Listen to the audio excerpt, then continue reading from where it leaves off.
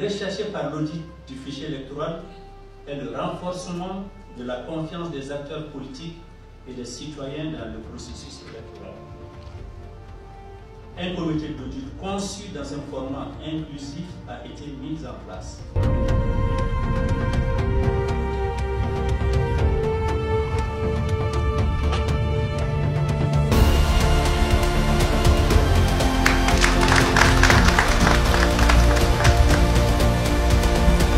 Merci beaucoup. Pas une allocution aujourd'hui, mais simplement quelques mots à l'endroit de l'audience. D'abord, m'appuyer sur le protocole qui a déjà été observé et bien observé par le président de la CENI pour souhaiter la bienvenue ici à chacune et à chacun d'entre vous présents avec nous cet après-midi pour cette restitution de l'audit du fichier électoral. J'aurais dû commencer, avant de donner la parole au président de la CENI pour son allocution, par ces mots de bienvenue. Donc, je m'en excuse, je vous souhaite la bienvenue. Et surtout, je voudrais vous remercier, commencer par la CENI, mais également l'ensemble des acteurs ici présents qui ont concouru à l'élaboration de l'audit du fichier électoral sous sa forme biométrique version 2020. Je pense que le travail qui vient de nous être présenté par Karim est un travail qui a été jugé crédible par l'ensemble des membres du comité et qui pourrait nous permettre d'aller vers des élections qui pourraient être considérées comme crédibles, transparentes et apaisées. Et c'est vraiment le souhait le plus ardent du gouvernement. Et donc à ce titre-là, je voudrais saluer les efforts, les différents efforts qui ont été faits par chacun et chacune d'entre vous pour la qualité de ce rapport qui vient de m'être présenté en tant que chef du gouvernement de la République du Mali.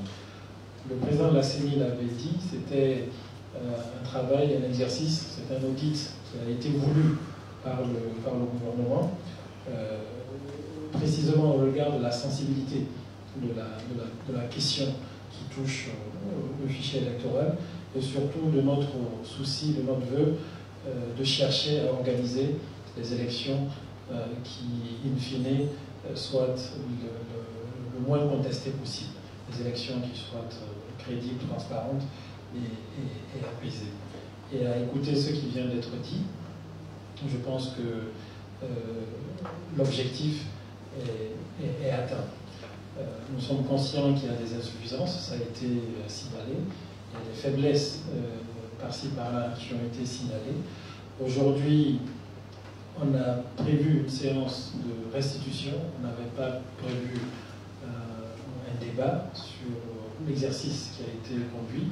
Mais les faiblesses qui ont été signalées, les insuffisances qui ont été signalées, je voudrais rassurer l'ensemble des partis ici présents que le gouvernement sera disposé à les prendre en charge et puis à les corriger dans les meilleurs délais.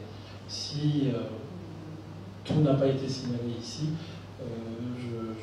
les uns et les autres pourraient aussi, à la lecture du rapport qui est là, les uns et les autres pourraient toujours saisir le ministre en charge de l'administration territoriale dans les délais requis pour attirer son attention sur éventuellement d'autres faiblesses, d'autres insuffisances, afin qu'elles soient corrigées pour qu'on ait le fichier le plus fiable possible et qu'on aille aux élections dans un esprit, encore une fois, apaisé, avec l'objectif que ces élections soient jugées, perçues et jugées comme crédibles.